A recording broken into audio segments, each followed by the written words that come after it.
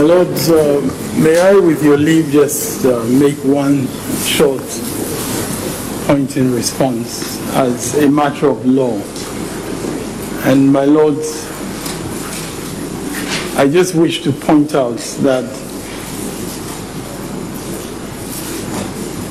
we could not, at the time we closed our case, as a matter of law, we could not have subpoenaed Mrs. Jean Mensah because she had a witness statement that she had filed in this court on behalf of the first defendant, the first respondent. That witness statement was in this court in addition to the affidavit that I referred to. So at that point in time, we could not have subpoenaed her. Mr. Chikata, just one, flowing from the submission from counsel, in these proceedings, this court has upheld the right of the chairperson or the first respondent not to testify. No, my Lord. No, by our ruling, let me land. We have confirmed her right to decide not to testify. So don't you think that there's a judicial bar as far as this proceedings is concerned? My Lord, no. For her not to testify? No, my Lord, no. What your lordships ruled on was the right of the first respondent not to adduce evidence. Yes. That is representing the first respondent. No, my Lord, respectfully, the returning officer of the election is an individual. The first respondent is the commission. Now, and that is why respectfully I made the point that as a matter of law, at the point in time when we closed our case, we could not have subpoenaed her because at that point in time, she had put in a witness statement on behalf of the first respondent. So the only point at which the matter changed, which necessitated, that's the necessity in paragraph 15 that we're talking about. The point in time at which that situation changed was when it was indicated that despite the earlier election to adduce evidence, there would no longer be evidence adduced by the first. My lords, with all due respect, this court has ruled that the first respondent never elected. So, counsel cannot be speaking to the same court and suggesting that she elected. We have to be faithful to the record of the court. My Lord, the public is also listening, and they can be misled. You see, the point I'm making is that in our ruling, we specifically say that the chairperson of the first respondent has a right not to adduce evidence. And so not to adduce evidence. That's what your lordship just said. Yes. In other words, I mean, you were speaking about the first respondent as first respondent. That's the electoral commission. No, the chairperson. Also specifically. The chairperson. Not the first respondent. In fact, she put in the witness statement as you have been referring to. Yes. And those affidavits were deposed by her. And so we said that specifically the chairperson or the first respondent cannot be compelled to adduce evidence. So don't you think that there's a judicial bar? And for that matter, there's a judicial bar. There's a judicial bar. And for that matter, she cannot be compelled through any other means to testify in this proceedings, so long as these proceedings are pending. My Lord, no. My Lord, of course. I mean, you know, we have every right to seek a review of that ruling if the interpretation you're giving, if the interpretation of that ruling that you're giving is right. But the point that I wish to emphasize is that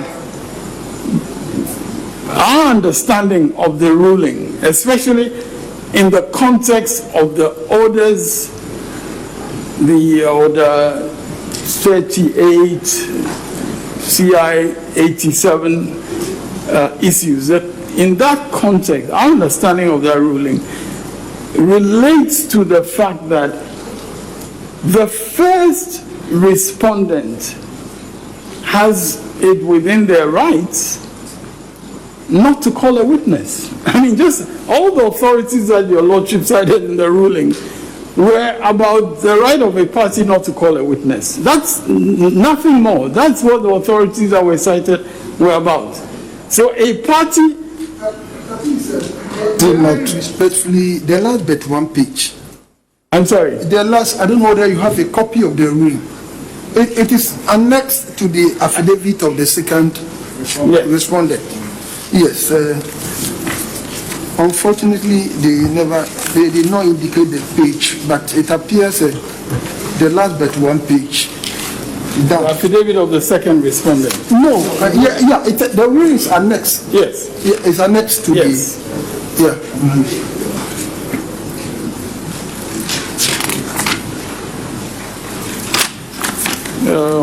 Yes. Yeah. I think the last paragraph, beginning with, the law is therefore settled that a party will not be compelled to enter the witness box and testify in support of a case. A party. The chairperson is not a party.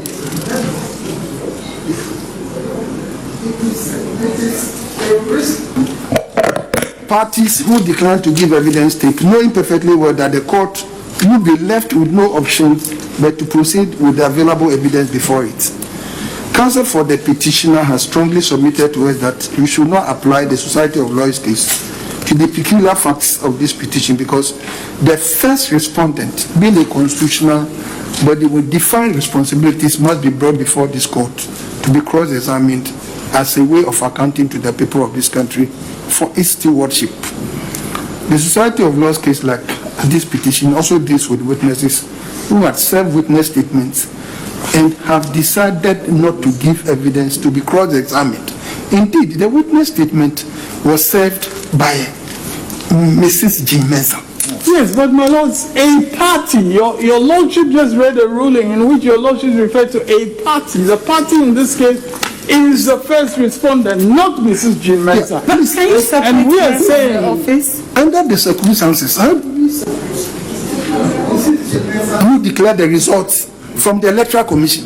my lords, that is a perfectly legitimate legal separation. The EC is a corporate body, and the returning officer is an individual who happens to be the chairperson of that corporate body. You cannot, with respect, you cannot make the two identical. My lords, otherwise, why would the Constitution make the returning officer the chairperson, not the whole EC? The Constitution is quite clear in separating the role of... We appreciate that, but then it is the commissioner who declares the result. The chairperson, in her distinct capacity as chairperson, not the EC. So, my lord, I was just responding to the point about, lack of due diligence and so on and so forth, and I was just pointing out that at the point in time when we closed our case, there was a witness statement signed by the first respondent. That is our submission. That witness statement, yes, that's all.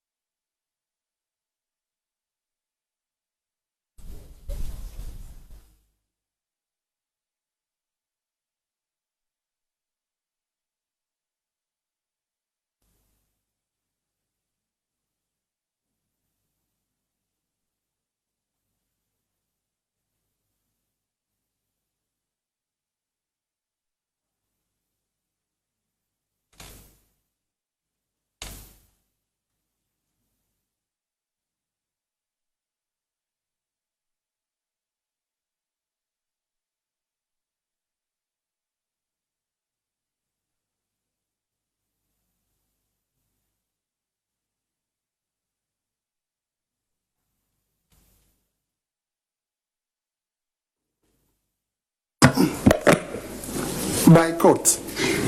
This petition is hereby adjourned to tomorrow. That is Tuesday, the 16th of February, 2021, at 10 o'clock. Please, it's 10 o'clock a.m. My lords, with all due respect, I have a little prayer to make.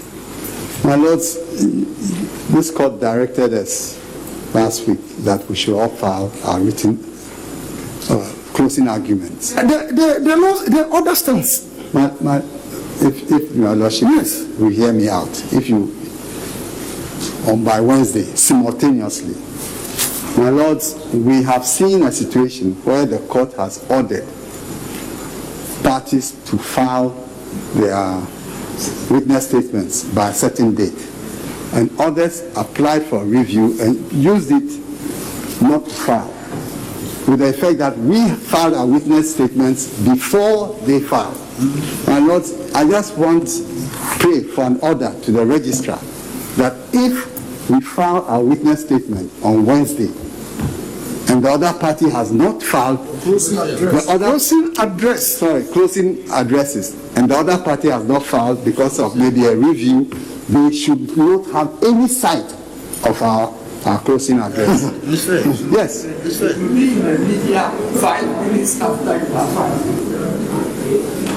My Lord, that's our prayer. I think it's important to give integrity to the order of the court that all parties must file on Wednesday simultaneously.